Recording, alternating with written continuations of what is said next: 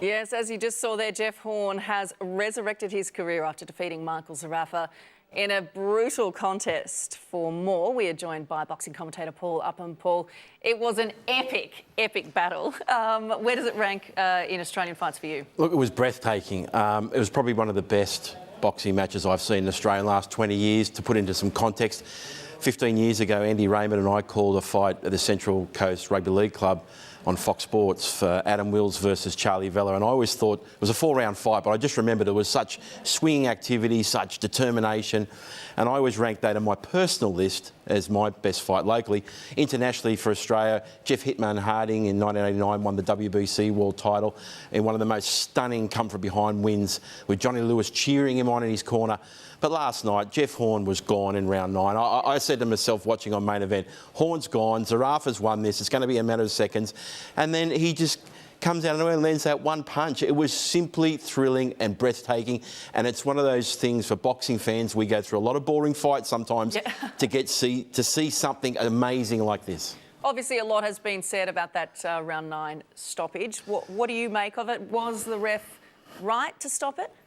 Let's put it into context. There was so much criticism after the fight in Bendigo from the referee, the doctor at the time, the corner, that they all should have done something. They should have stopped the fight. So reflecting on that, referees are trained that they don't care about the time of the fight, what round it is, who's winning, what the score is. Their sole focus is the enforcement of the rules and the safety of the two boxers. John Couchie is a very experienced referee, and you cannot fault him in any way. If he felt it's his discretion that it's time for Jeff Horn to be checked by the doctor, and let's just unpack that. There's two reasons. If he was dazed and confused and the doctor said he can't continue, Zerafa wins.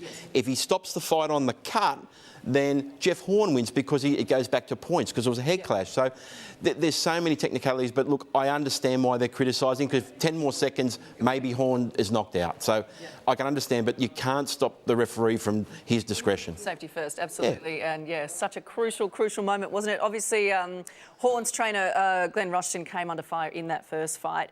Do you think he should have thrown the towel in last night? If he had stopped the fight, considering all the pressure he had been under, I would not have faulted him in any way, because I thought in round 9, before the referee stepped in, he was so wobbly there. There was so much blood. The cut was so bad you could have driven a truck through there. It was very ugly. No one, I don't think, would have complained if you had to stop the fight then and there. But for him to stand up and think, right, I'm going to wait, going to give Jeff every opportunity like he did in the first fight, and Jeff proved him right to come back and win the fight. It was amazing, incredible. And I just imagine the internal fortitude it must have taken for Rushton, because so much pressure would have been on him because of what's happened in the last fight. Yeah, absolutely. And we speak about that right hand that he came out with after that stoppage. Do you think he's back to his best? I think the first 2 rounds for Jeff Horn were brilliant. The first 2 rounds were back when he fought Manny Pacquiao. I thought it was the best I've seen Jeff Horn in a long time. I was watching Zerafa on the stool after 2 rounds. He looked totally befuddled and befused. That bouncing in and out style, the Hornet was back. I thought he tired in the second half of the fight, and that let Michael Zerafa back into the match, and he started to win some rounds. And I think that's still got to do with some of the fitness maybe Jeff's still catching up on.